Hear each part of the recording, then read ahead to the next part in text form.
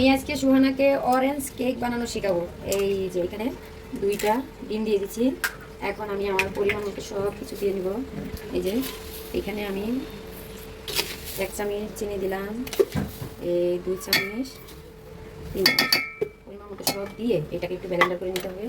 তারপরে এই যে এখানে হচ্ছে আমি পরিমাণ মতো সোয়াবিন তেলটা দিয়ে দিচ্ছি। আসলে এটা মাফ করে আমি দিই না, আন্দাজ করে দিয়ে দিই। ধরে নেন 4 চামচ তেল হবে। এখন এটা ব্লেন্ডার করে নেব। একটু কাট করে দাও।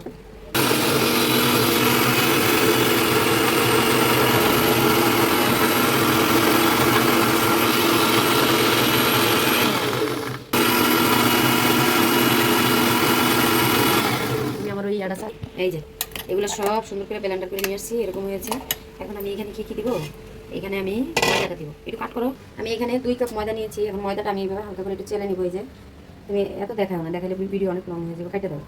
আমি যে এখানে একটা মালটার রস নিয়েছিলাম, একটা মালটা নিয়েছিলাম, তো এই মালটার রসের ভিতরে এটা এখন দিয়ে দিলাম। ময়দাটা একটু রেখে দিচ্ছি এই কারণে, যদি আবার বেশি পানি হয়ে যায়। তো এই যে এখন যে ডিম, তারপরে হচ্ছে চিনি, দুধটা নিয়ে আসো।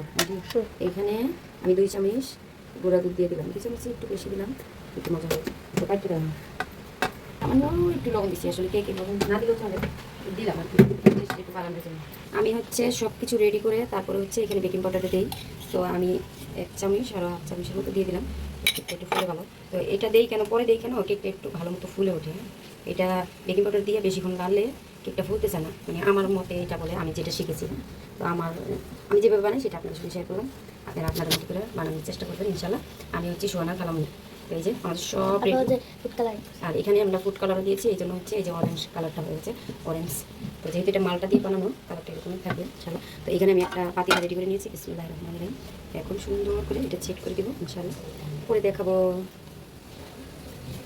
রেখে দাও দিলাম যাতে কেকটা ফুল না যায়। আর কেকটা সুন্দর করে চেটিং করে নিয়েছি। এখন একটু ভেজে দেবো যাতে হাওয়াটা বের হয়। এখন আমি এই যে একটা ঢাকনা নিয়েছি, ঢাকনা দিয়ে ডেকে এখন চুলা দিয়ে দিই। বিসমিল্লাহ। মানুষের মনে দেখি একটা দাও। আমাদের কেক হয়েছে, এখন ঢালার পালা।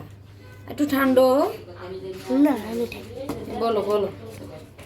তো গাইস দেখেন আমাদের কেকটা কেমন হয়েছে, এখন কেটে আপনাদের সঙ্গে শেয়ার করব। মাশাআল্লাহ মাশাআল্লাহ। রাখো। এই যে আমাদের কেক, এখন আমরা কেটে দেখাবো, খেয়ে দেখাবো। রাখো এটা, দেখো এখানে দেখো, রাখো। এইবার খায় কও কি কেমন হয়েছে কেকটা? সেই তোমার খালামুনি বানাইছে, কেমন হয়েছে? সেই স্বাদ। খায় দাও। তাই?